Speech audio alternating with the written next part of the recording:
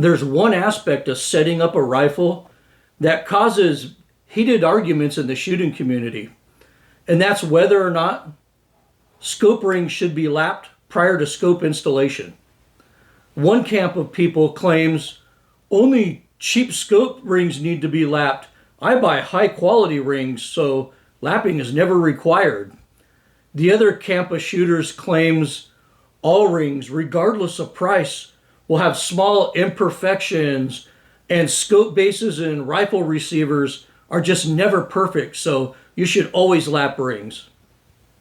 In reality, most hunters don't lap their scope rings at all, while most gunsmiths and a lot of competition shooters do lap or even bed their rings. In this video, I'll test some common setups and determine whether or not those need lapping, so we can settle this argument once and for all.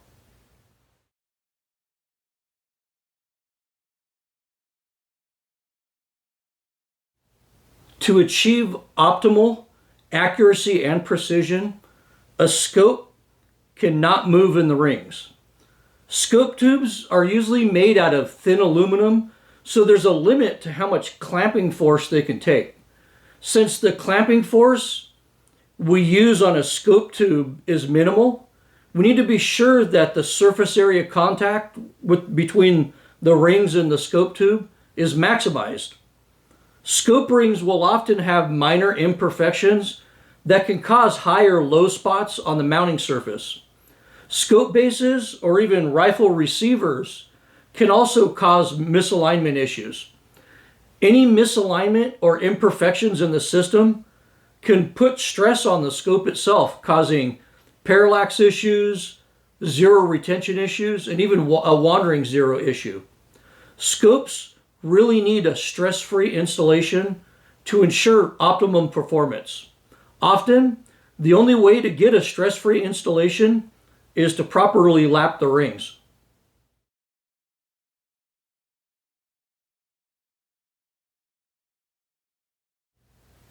The easiest way to determine if scope ring lapping is necessary is to use a scope alignment tool. A long time ago, scope alignment tools were just two machined bars that were indexed together, almost touching in the rings. That system actually worked great as long as the bars were made with perfectly shaped 90-degree ends on them. Then later, ring alignment tools were made with two bars tapered to a point on the end. And this is a decent system, I guess, to visually determine if the rings are aligned. And Wheeler Engineering really made this design popular because they sold it with their popular kits.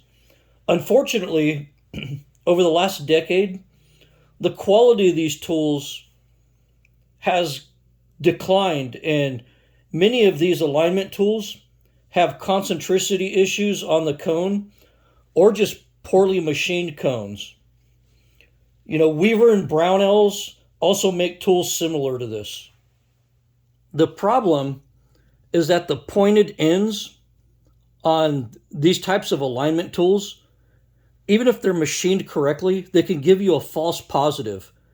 Basically, the bars can be grossly out of misalignment, but the tips can still touch. So, I don't really trust this type of scope alignment tool anymore. And lastly, we have the newer sliding collar design, which I really like. If the collar doesn't slide freely between the two sections, then your rings need to be lapped. And I'll put a link to this tool in the description. And they now make one of these that are really awesome. They're made out of machined steel instead of aluminum. And I think I'm going to order that one next. When it comes to alignment tools, what it boils down to is how precise you want your alignment tool to be. Be mindful that the misalignment of rings is not something that you'll ever see with the naked eye. And guessing at small measurements with the naked eye is a very crude estimation at best. You know, we would never do load development on ammunition using a tape measure, would we? For that, we'd use micrometers because they're many times more precise than looking at a tape measure or a ruler with the human eye. These pointy alignment tools are like looking at a tape measure. You know, you're making a crude estimation of ring alignment using nothing but your eyes. And most setups that pass this pointer test right here will fail the slider test. This alignment tool right here is accurate to under 2/1000ths of an inch. And, you know, you'll never see if your rings are off by a couple thousandths with these pointy tools like this, but you will with these slider tools. Do you need this much precision when you're trying to take the stress off a scope tube? I don't know, but I err on the side of caution, and these are all I use now.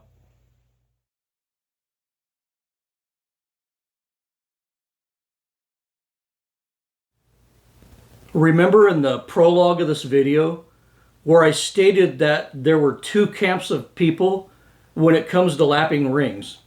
One camp says that expensive rings don't need to be lapped at all. And the other camp basically says that all rings need to be lapped. In this chapter, I'll test those theories to see which one is right or wrong, or if they're both wrong. None of these rings that you're going to see in the following segment have been lapped. They're straight out of the box. So this rifle has a $150 set of Sequence Precision rings with a high quality precision machined Picatinny rail.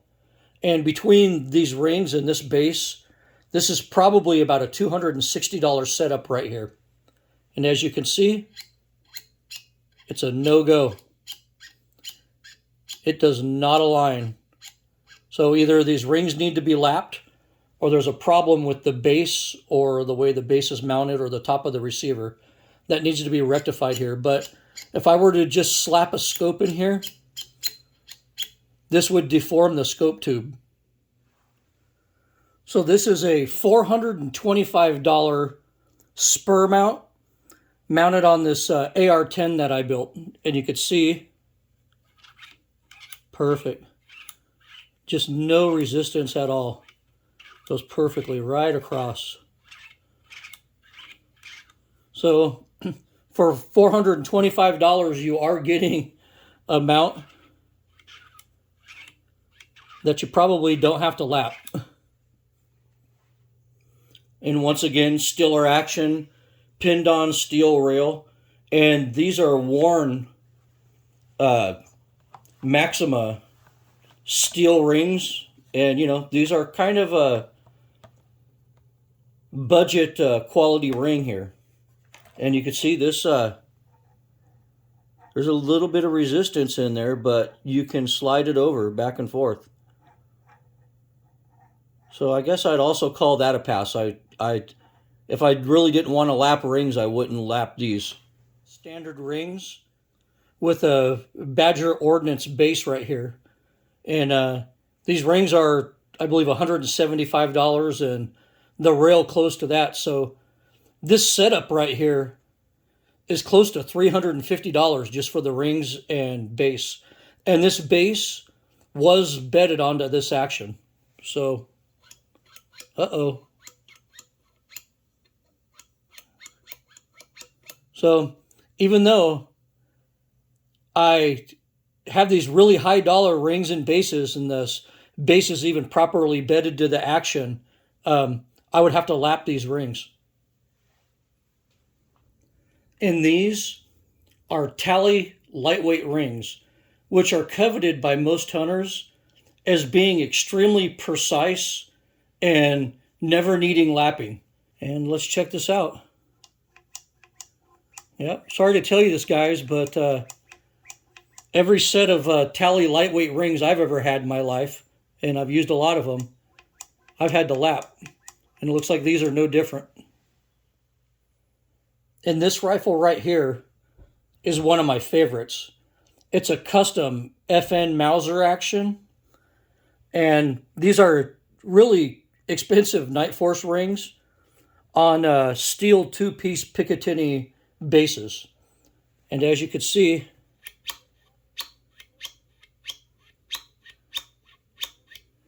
with these rings, it's a no-go.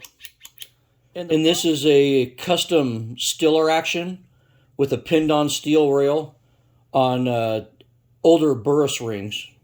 And these are so old, I believe they're actually made in Japan, not the Philippines or China. And you can see this one. I'd say that's a pass. I mean, there's a little bit of resistance, but I'd say that's still a pass. This is a beautiful pre-64 Model 70, bedded into a beautiful McMillan McWoody stock.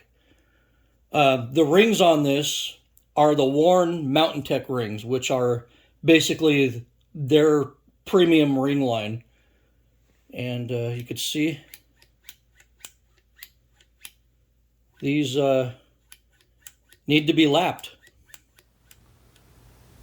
Well, as you saw in that segment of the video, most ring setups probably should be lapped. In my experience, all rifles with two-piece bases on them have to have the rings lapped. I mean, that's almost 100% of the time. Also, rifles that have rings with the integrated mounts, like Ruger mounts or the mounts you'll find on rifles like a CZ550. In my experience, all of those also need to be lapped. Some, especially the Ruger ones, they usually need heavy lapping. You also saw that spending a lot of money on rings doesn't guarantee that you won't need to lap those rings. The vast majority of hunters out there don't lap the rings at all, and they're fairly satisfied with the results. But the majority of hunters out there also wouldn't know it if their scope wasn't functioning properly.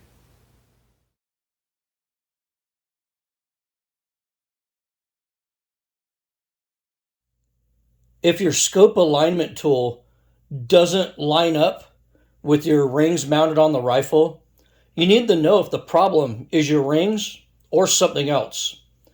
If your rings don't align on your rifle, remove them and mount them on a known flat rail or a test fixture like this.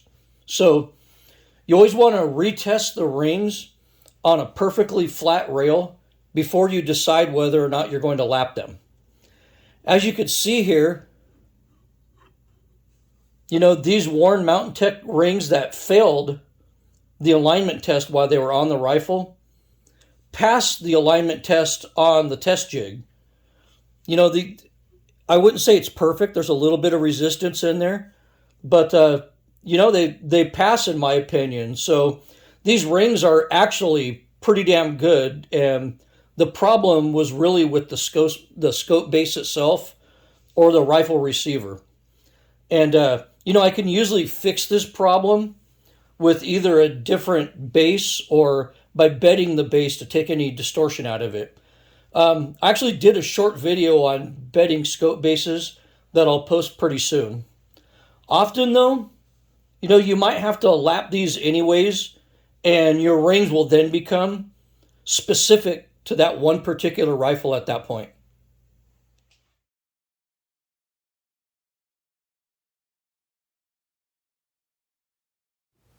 I'm not going to show you how to lap rings in this video. There's already thousands of YouTube videos out there showing you how to do that. In this video, I'm just going to basically show you the finished product. Go very, very slow while you lap, and don't over tighten the rings and accidentally remove too much material while you're lapping. If you remove too much material, your rings won't have the gaps between the ring sections, and they'll bottom out, which eliminates the screw tension that you need. If you lap too much, you'll ruin your rings. I rarely go down to bare metal across the entire ring. I usually just take out the high spots, maybe the visible machine marks, and remove just enough material to align the rings in the alignment tool, and then I stop.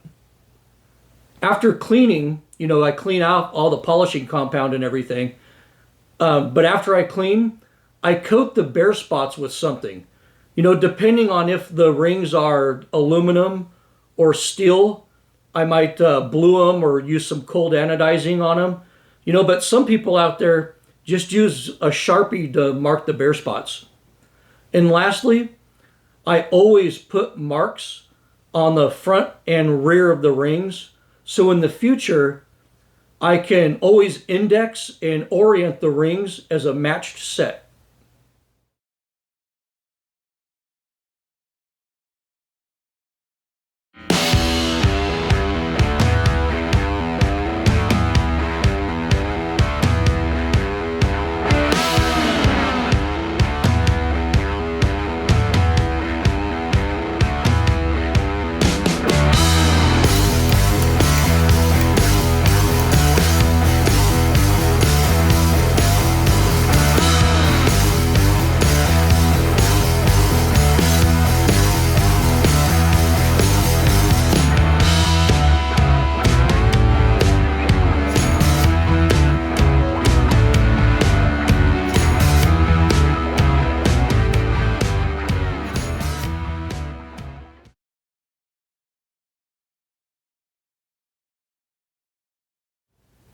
As you saw in this video, some setups need lapping and some don't. But quite honestly, most do. Sometimes bedding a scope rail will negate the need to lap your rings. You also saw in this video that just because rings are expensive or sold by a really popular manufacturer doesn't mean that they don't need to be lapped. Lapping takes a little bit of time and requires some specialized tools. Lapping the rings also means that those rings are usually specific to that particular rifle, which in the end is probably why most hunters don't lap rings. Personally, I check every setup with a ring alignment tool and I lap it if it's necessary. I've seen the issues that a distorted scope tube can create in regards to reliable scope function and accuracy and precision. Well, I hope this video cleared up some confusion and helped you look at the subject of scope ring lapping a lot more objectively. Thank you for watching, and as always, good hunting.